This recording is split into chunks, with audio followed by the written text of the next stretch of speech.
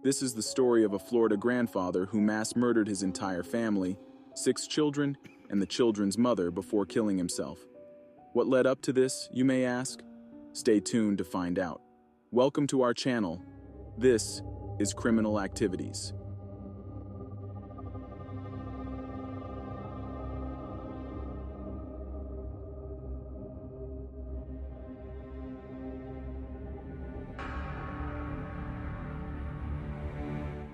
Don Spirit, 51 years old at the time of the crime, lived in a home in Bell, Florida.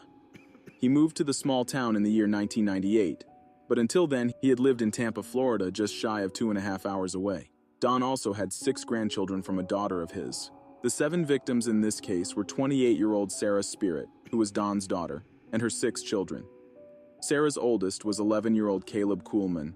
Her second oldest was Kylie Kuhlman, who was 9 years old. Her third was 8-year-old Jonathan Kuhlman.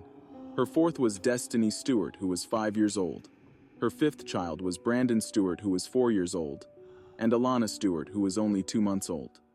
Sheriff Sadie Darnell told the Gainesville Sun that the year prior, 3 of the 6 children that were murdered were interviewed by Child Protective Services, who warned Florida Department of Children and Families that Don should have no contact with his grandchildren. Unfortunately, this was not enforced. Sarah was with a man named Jaime Stewart, who was the father of 3 of her 6 children. But for unknown reasons, Jaime was incarcerated in the Levy County Jail at this time. After Jaime's arrest, Sarah moved in with her father, Don, where she and her children lived afterwards. The day before the heartbreaking massacre, Colleen Stewart was at the home of Don's. Colleen was the great aunt of Jaime Stewart's 3 children. It was reportedly overheard by Colleen that Don told his daughter Sarah, "Her kids were not worth a shit. Tell someone to come get them because I don't love them, I hate them." Although Don supposedly had later apologized for this and mentioned how he was stressed out because his daughter was unemployed and allegedly taking money for sexual acts with a man named Jose from Trenton. According to investigators, Sarah only knew Jose for a few days and was provided a total of $95 for an unknown reason. Reportedly, Don was supposed to receive a portion of the cash. Don was angry at Colleen, the report states, because Don believed she turned Sarah into a sex worker and that the kids deserved a better lifestyle. It was explained that some of the violent rages from Don were because of Colleen. The next day after Don had his angry episode reported by Colleen was the day tragedy struck. It was in the afternoon hours of September 18, 2014. The children arrived home from school off the school bus. Once everyone was home, Don did something unimaginable. Once his crime was committed, he called 911 at around 4:00 p.m.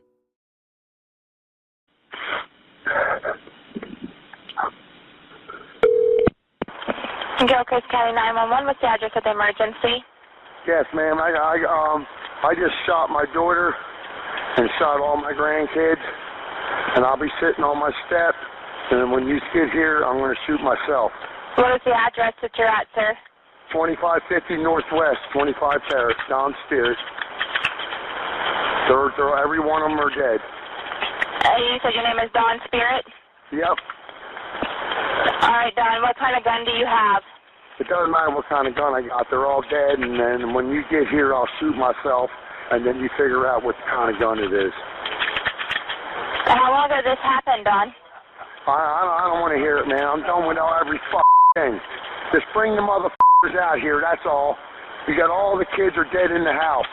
Okay, how many people? Okay, how many people? 6 kids, 1 adult. 6 kids and 1 adult? Yeah. One of them is a baby.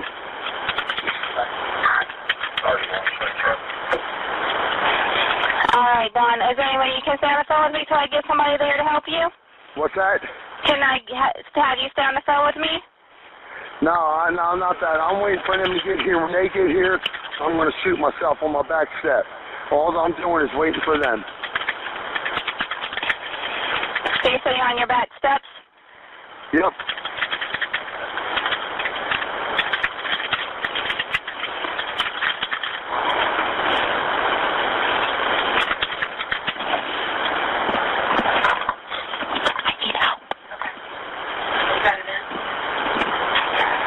Okay, Dawn.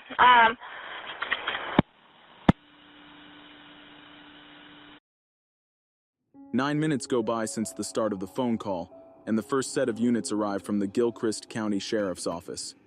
Deputies found Don pacing back and forth outside the family home unarmed, with what appeared to be a jug of water.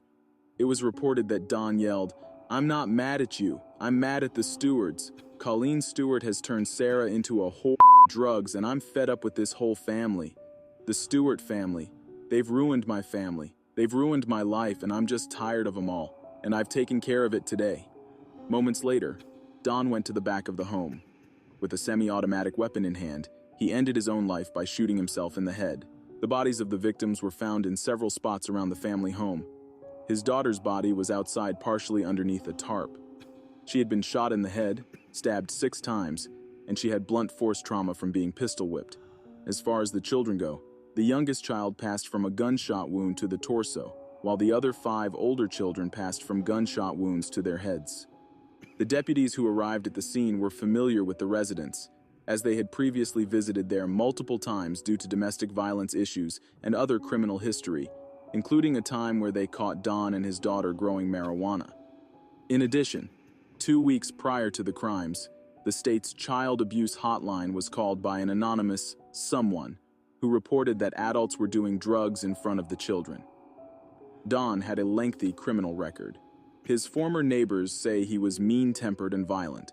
His criminal record is filled with charges of felony drug possession, battery, obstructing an officer, and depriving a child of food and shelter between the years of 1992 and 1995.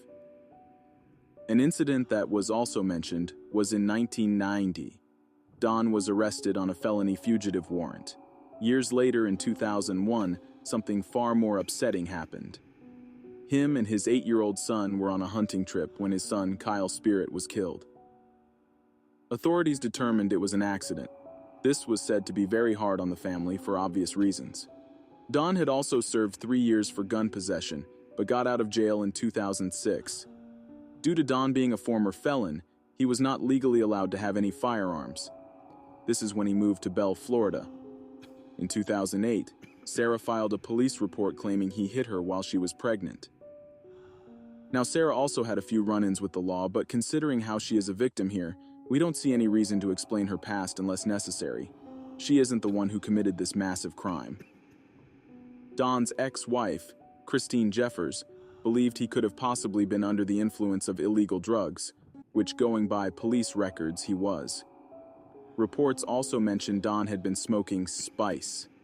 She mentioned to authorities he could have also been bipolar in an attempt to protect her grandchildren before the tragedy, yet this diagnosis was never confirmed.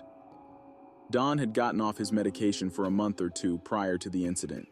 The medication and the reason for the medication is unknown, but what is sad is Don once told the newspaper that his medication wasn't working, that his only medicine was his family, who he wound up killing as many of them as he could. A neighbor also spoke up to tell of Don's behavior to Fox 13 News, saying she remembers witnessing the violence Don had with his children. She said he used to yell at his children and beat them.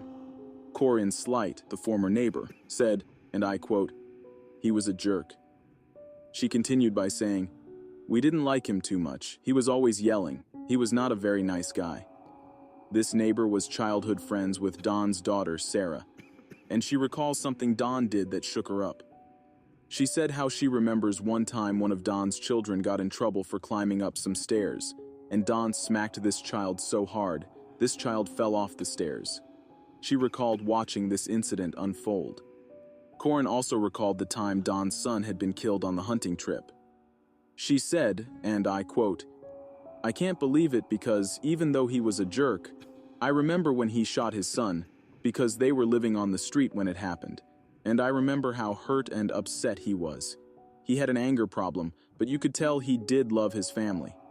She continued with saying, "I did feel for him after he killed his son, but after this it makes you wonder if it was an accident." Walter Afield, a psychiatrist, mentions Don's behavior patterns. During an interview of his, he said, and I quote, "You've got a pattern of violence or disturbed behavior towards children. And he comes home here, whatever he's been doing, whatever he's been taking, all of a sudden he kills the whole family. It's a very sick way to do it." Needless to say, family members, friends, and the community are deeply saddened and shaken by the loss of the victims. 4 of the children went to Bell Elementary School.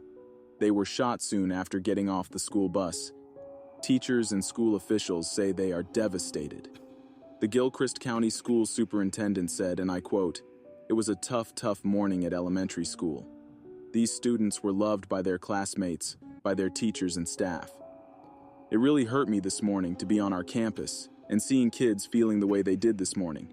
It was really difficult. We pray that God will be with us in the days ahead in this community." Their town was a small little town, and everyone seems to know each other around there, so the community is shaken up for obvious reasons. Lieutenant Jeff Manning, a sheriff's spokesman, said during a press conference, "This has been a trying time for the community." Holding back tears as he spoke, he said, "I'm not sure how you could get the clear signs that something like this could happen." Days after the crime happened, a moment of silence was held during a Bell High School football game where the marching band played Amazing Grace in honor of the family. Many people also were stopping by the home afterwards to pay their respects, and flowers and a teddy bear were left near the family mailbox. Also, a young boy named Corey Tutton, along with his siblings and friends, went to school with 4 of the victims and had raised donations for their funeral costs. They decorated shoeboxes and t-shirts as they collected donations with the victims' pictures and names on it to keep their names and faces out there to remember.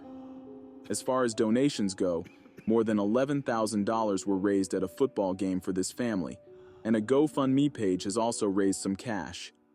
It is still active till this day for anyone who wants to participate in the family's funeral expenses. We will link the GoFundMe page down in the description box.